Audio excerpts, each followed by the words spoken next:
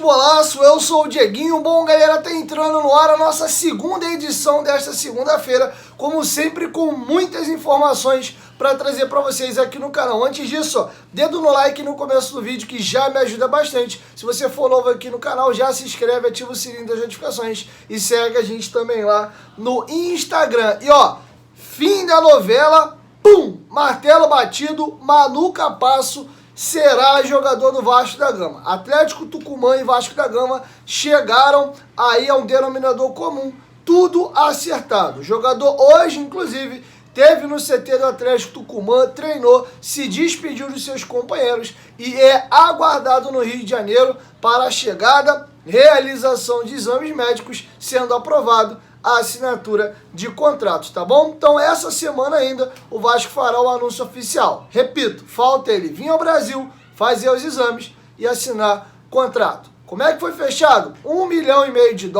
por 50% dos direitos econômicos do jogador e o negócio foi selado. O jogador foi decisivo para a negociação ser concretizada, porque ele bateu o pé e falou que não queria ficar mais no Tucumã, pelo valor da proposta financeira que o Vasco lhe fez. O Tucumã estava muito reticente, não queria liberar o seu jogador, e as reviravoltas do negócio foram o seguinte: primeiro, o Vasco recebeu o jogador por um oferecimento. O empresário do atleta que entrou em contato, ó, eu tenho esse jogador aqui, ó, vê se te interessa. Não foi o Vasco que estava procurando o Manu Capasso. O Vasco recebeu o oferecimento, deu uma olhada e gostou.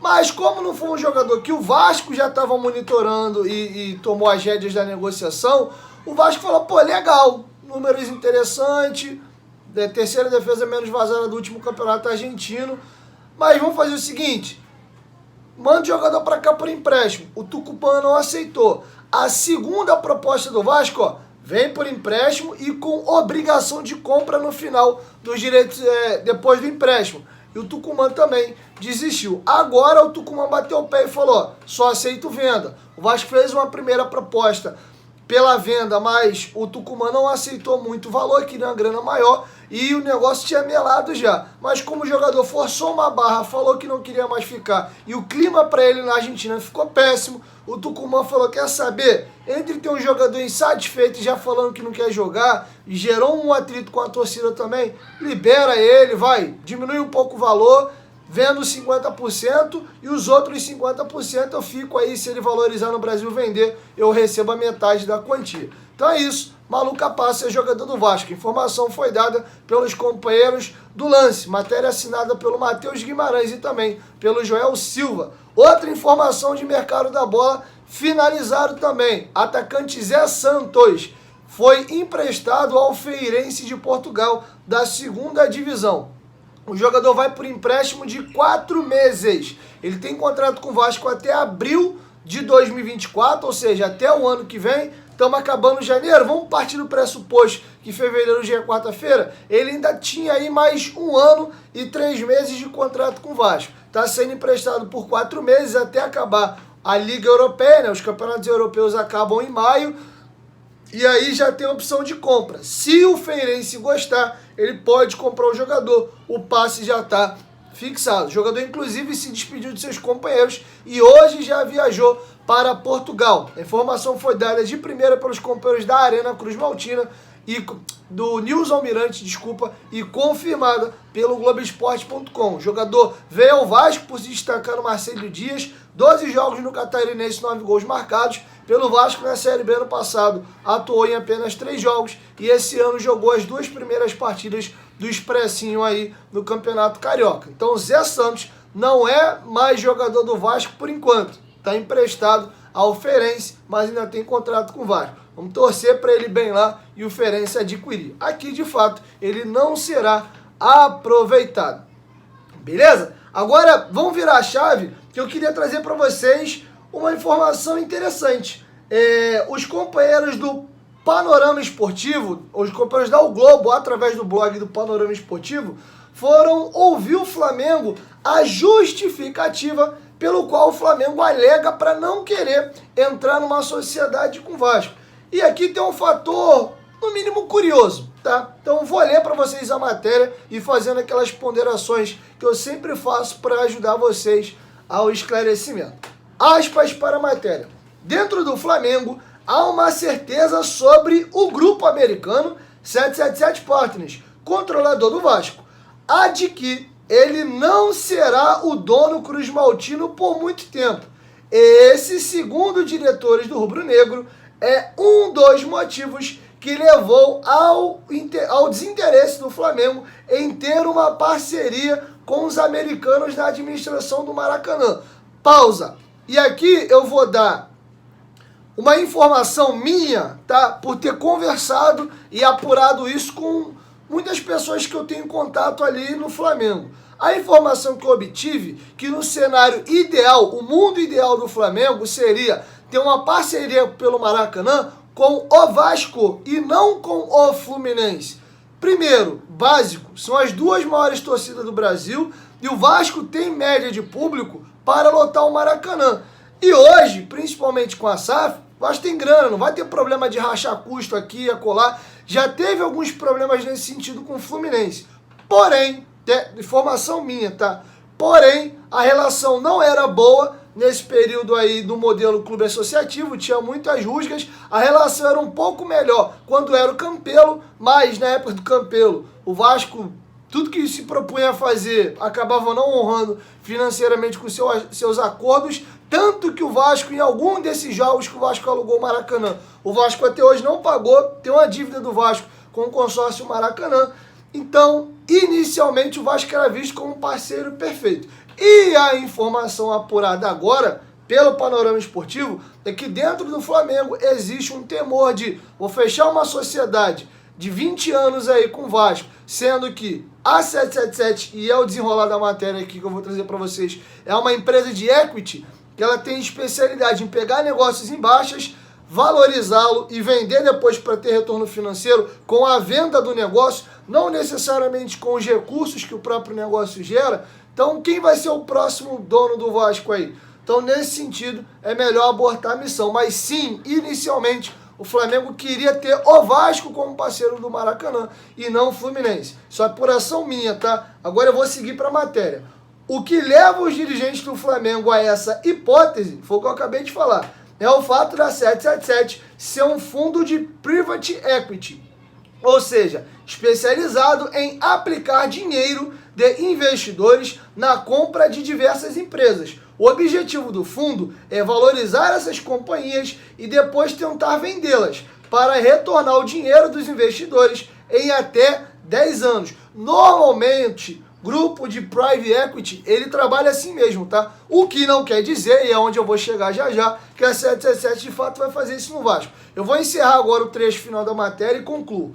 Para o Flamengo, assumir um compromisso de longo prazo com a 777 é temerário, porque caso a sua hipótese se concretize, parênteses, é uma hipótese, isso não é algo certeza, concreto, tá? Eles estão trabalhando com essa possibilidade. Ele não saberá quem será o novo dono do Vasco, já que qualquer empresa ou pessoa poderá comprar o clube. Consequentemente, também não se sabe quem poderá ser seu sócio na administração do estádio, cuja concessão será de 20 anos. E aqui eu encerro e complemento com algumas coisas importantes. Essa possibilidade existe, tá? Apesar do Josh Wander, naquela entrevista que ele deu ao GE, dizendo que, olha, eu estou construindo um projeto no Vasco, é para médio e longo prazo. Eu não estou construindo um projeto para a semana que vem, para ano que vem. Tanto é que dentro dessa entrevista que ele deu, pegou muito mal uma fala dele sobre o não acesso. Tava todo mundo naquele desespero, pô, tem que subir, o time do tamanho do Vasco não pode jogar a segunda divisão por 3 anos consecutivos, já tava jogando o segundo ano consecutivo, e teve uma resposta dele que caiu mal pra caramba no meio da torcida do Vasco. Que ele falou, ó, veja bem, o nosso projeto é de médio e longo prazo, a gente quer que suba esse ano, mas se não subir, meu projeto é de médio e longo prazo, a gente sobe no outro ano. E nego ficou puto, pô, como é que ele tá pensando na possibilidade do Vasco nem subir? Aí já teve gente falando que foi de propósito, que os caras não queriam que o Vasco subisse. Surgiram aquelas teorias todas da conspiração e acho que vocês lembram disso. Então, o Josh Wander fala que tem um projeto no Vasco de médio e longo prazo, que pode ser até aí de 50 anos.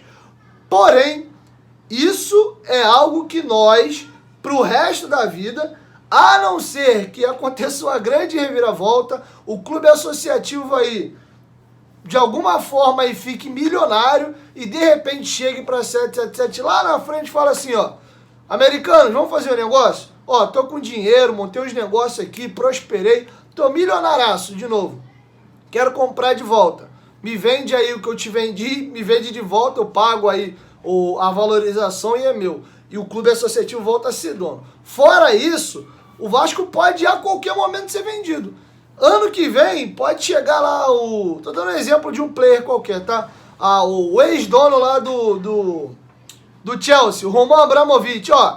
Resolveu investir no Brasil, as sanções à Rússia aqui já acabaram. Pô, o Vasco é um clubaço. 777, quero comprar esse clube aí. E ele chega aqui, pimba, 777 comprou por 700 milhões de investimento, mais o pagamento de até 700 milhões da dívida. De repente o Romão fala assim, ó, 2 milhões e meio de reais, pimba, toma aí e vaza, eu quero o clube pra mim. Pode acontecer, tá? A gente não tem isso com uma certeza, tá? De que não, vão ficar 5 anos, 10 anos, 15, 20, 30, 40, 50 anos. Desde que o Vasco virou uma empresa, isso existe, tá? Se bem que no modelo associativo, eu acho que esse argumento aí do Flamengo fica vendido, vou explicar por quê. Porque você sabe quem é o presidente do Vasco daqui os próximos 20 anos? De 3 em 3 anos tem eleição, então acho que é um argumento vazio, porque de certa forma é muito melhor você lidar com alguém que é profissional, que é uma empresa e visa lucro, do que num clube modelo associativo, que se ele for mal gerido, ele quebra, ele acaba não honrando os compromissos dele, e ainda assim você não sabe quem são os próximos presidentes do Vasco pelos próximos 20 anos. Então, assim, aproveitei a matéria para trazer para vocês essa discussão. Sim, o Vasco a qualquer momento pode ser revendido.